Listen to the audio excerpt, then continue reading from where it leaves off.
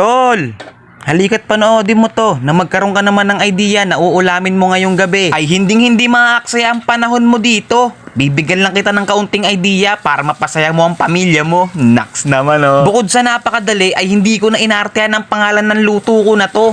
Gisado.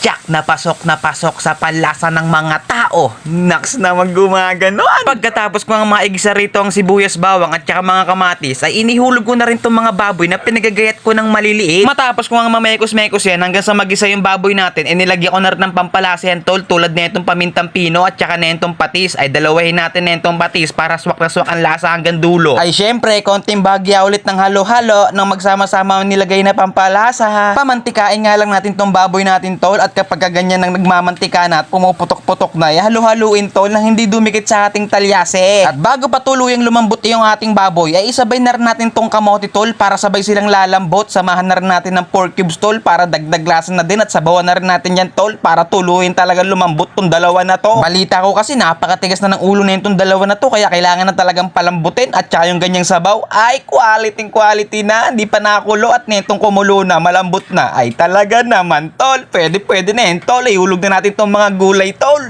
Yung ininga mo, dahan-dahan, kinakapos na oh. Ay excited lang kasi ako gawat ihulog ko na tong mga bunga ng malunggay. Ito talaga ang the best magpapasarap dito. Shoutout nga pala sa mga utol ko dyan na nakain netong bunga ng malunggay. Ay talaga naman the best. Binuhusan ko na nga rin yan ng tubig tol, dagdag sabaw, dahil alam nyo naman ang mga tao dito naniniwala sa kasabihang sabaw pa lang ulam na. At saka nilagyan ko na rin ng pampalasa yan tol, tulad ng asin, kaya naman tatakpan na muna natin yan at isang kuluan na lang yan tol.